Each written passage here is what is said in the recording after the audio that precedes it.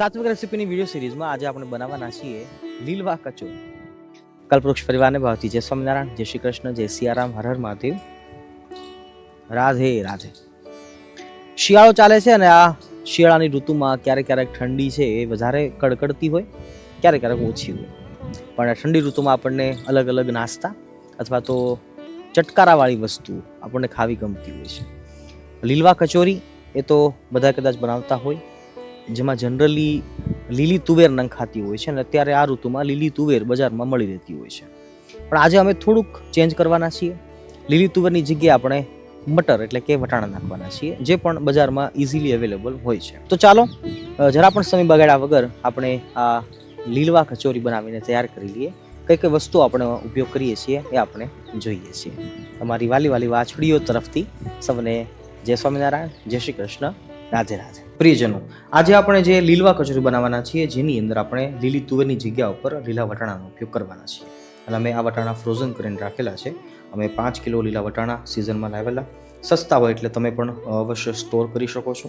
ફ્રોઝનની અંદર બીજી કશી પ્રોસેસ કરવાની નથી. ફોલી અને સીધા જ આવી રીતે ડબ્બાની અંદર ભરીને ફ્રોઝન કરી દઈએ તો લાંબો ટાઈમ સુધી આપણે એને ખાઈ શકીએ છીએ, રેસીપીઓ બનાવી શકીએ છીએ.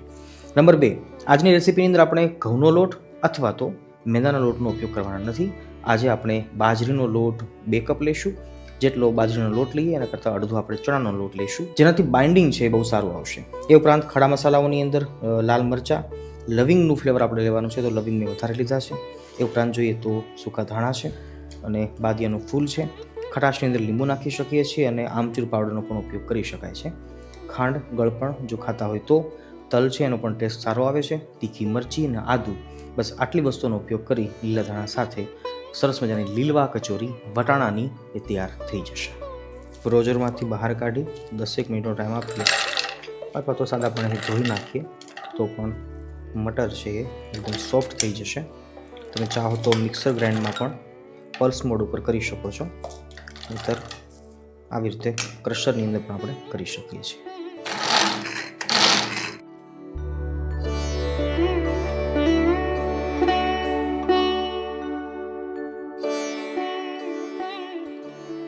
હવે સૌથી મહત્ત્વનો મુદ્દો કે આપણી પાસે જે ખાડા મસાલાઓ છે અને આદુ મરચાં છે, તો એને આપણે એકસાથે ક્રશ કરવાના છે. ચિંતા નહીં કરશો, કાચા નહીં રહે. આ બધાને આપણે આગળ પકાવવાનું છે તેલમાં.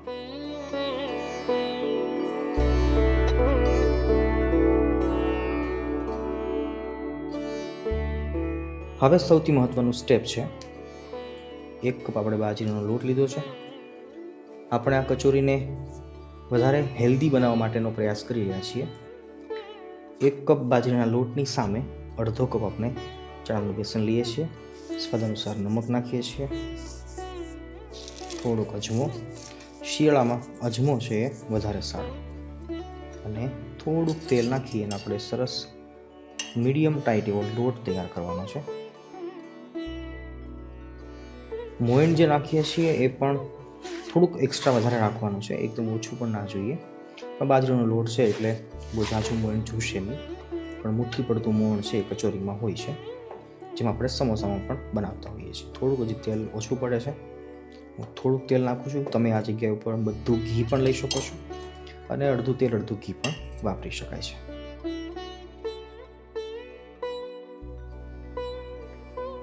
મુઠ્ઠી વાળીએ છીએ તો મુઠ્ઠી પડવી જોઈએ અને આંગળી ડાળીએ તો ભાંગી જવી જોઈએ. આ પરફેક્ટ કચોરીનું કે સમોસાનું માપ કહી શકાય.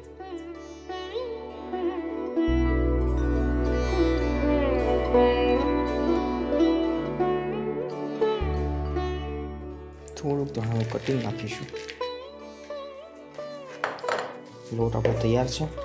5 મિનિટ સુધી આપણે રેસ્ટ આપીશું અને ત્યાં સુધીમાં આપણે કચોરીનો જે અંદરનો મસાલો છે, મટર, ખડા મસાલાઓ, સૂકા મસાલાઓ, લીલા મસાલાઓ બધું સારી રીતે સાંતળી લઈએ. કચોરીનો મસાલો બનાવવા માટે આપણે ઘીનો ઉપયોગ કરી રહ્યા છીએ. 1 મોટી ચમચી મેં ઘી લીધું છે અને આ આપણી ઘરની ગૌશાળાનું ઘી છે. ઘી ગરમ થશે એટલે જીરાનો વઘાર લઈએ. આમ આપણે રાઈ નાખતા નથી. રાઈના જગ્યા ઉપર આપણે તલ નાખી શકીએ છીએ. કચોરીમાં તલ બહુ જ સરસ લાગે છે. એ સાથે તેમાં પાન અને સૂકા અને જૂના મસાલાઓ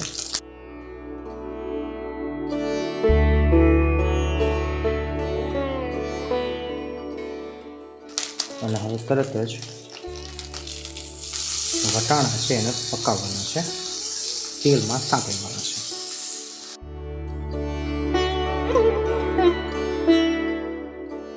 ધીમા તાપે આપણે પકાવવાનું છે, તો ઢાંકીને 2 થી 3 મિનિટનો ટાઈમ આપણે આપી દઈએ. 2 મિનિટ પછી આપણે જોઈએ છીએ તો વટાણા ઓલમોસ્ટ 50% પાકી ગયા હશે. અને હવે હજી એને 20 થી 25% પકાવવા માટે થોડુંક પાણી નાખી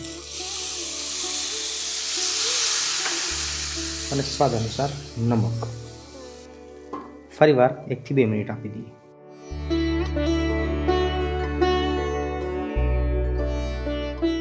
હવે મસાલાને બાઇન્ડિંગ આપવા માટે ચણાના લોટની જરૂર પડશે. 2 ચમચી આસપાસ આપણે ચણાનો લોટ નાખીએ, જેનાથી બાઇન્ડિંગ આવશે. નહીંતર આ મટરને ગોળી વાળીએ ત્યારે ગોળી નહીં વળે. ચણાનો લોટ જરૂરી છે અને એને પાકતા વાર નહીં લાગે. બસ હવે 1 મિનિટમાં પાકી જશે અને આપણે ઉતારી લઈશું. ચણાનો લોટ પાકી જાય એટલે ગેસ ઉપરથી નીચે ઉતારી થોડીક ગળપણ માટે ખાંડ નાખું છું. તમે સ્કીપ પણ કરી શકો છો. આમચૂર પાવડર છે એ ભેજને શોષવાનું પણ કામ કરશે અને ખટાશ પણ આપશે. આ જગ્યા પર લીંબુ પણ નાખી શકીએ છીએ, પણ લીંબુનો રસ જો નાખીએ તો થોડીક વાર માટે હજી ચૂલા પર રાખો. અને થોડીક કોથમીર. મૂળ વાત તો એટલી છે કે ગોળી વળવી જોઈએ. ચણાનો લોટ અંદર આવ્યો છે એટલે ગોળી તો વળશે. થોડું ઠંડુ થાય એટલે આપણે ગોળી વાળી દઈએ.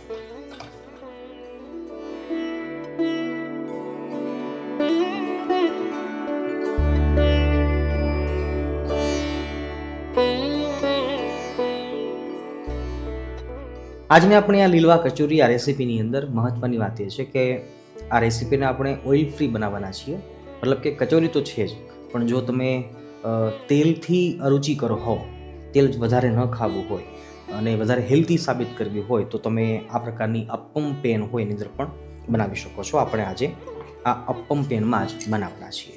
અને હું તો ચોક્કસ કહીશ, તમારા ઘરે ન હોય તો તમે વસાવી લેજો, કારણ કે આની અંદર વસ્તુ ખરેખર સ્વાદિષ્ટ તો બને છે પણ હેલ્ધી પણ બને છે. કારણ કે ઘી, તેલ ઇત્યાદિ આપણે ઓછું વાપરીએ તો પણ આપણી વસ્તુ પરફેક્ટ પાકી જતી હોય છે. નંબર 2, વધારે હેલ્ધી બનાવવા માટે આજની કચોરીની આપણે મેંદો, ઘઉં એનાથી આપણે દૂર રાખીએ છીએ. મતલબ કે બાજરાનો લોટ અને ચણાનો લોટ કે જે ફાઇબર અને પ્રોટીનથી ભરપૂર હોય છે.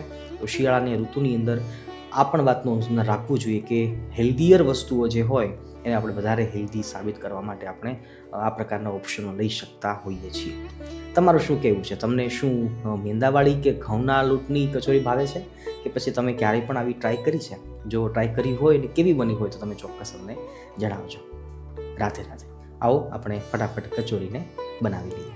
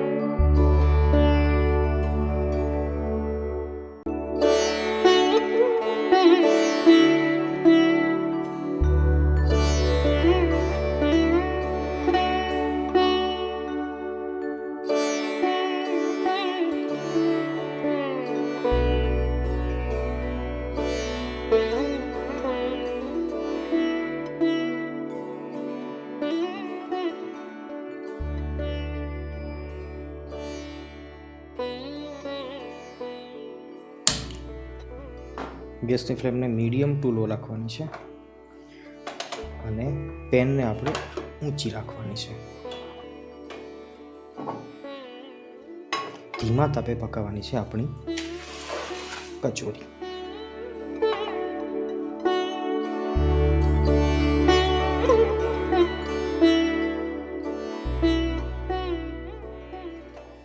4 મિનિટ પછી આપણે પલટાવી લઈએ છીએ. હજી આપણે તેલનું એક પણ ટીપું નાખ્યું નથી. તેલ નાખવાની ઉતાવળ પણ કરવાની નથી. ધીમા તાપ જે પાકશે ને એ જ પરફેક્ટ પાકશે. છેલ્લે જરૂર પડશે તો એકાદ ટીપું ઘી આપણે નાખીશું.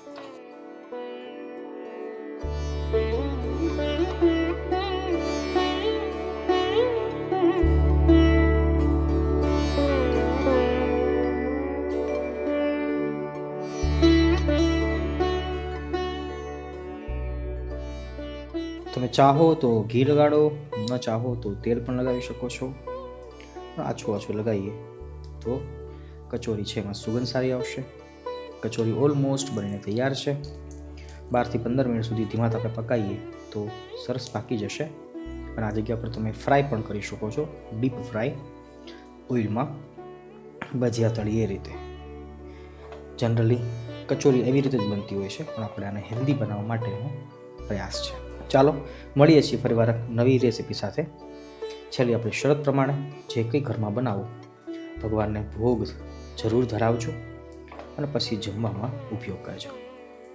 જય સ્વામિનારાયણ, જય શ્રી કૃષ્ણ, જય સિયારામ, હર હર મહાદેવ, રાધે રાધે.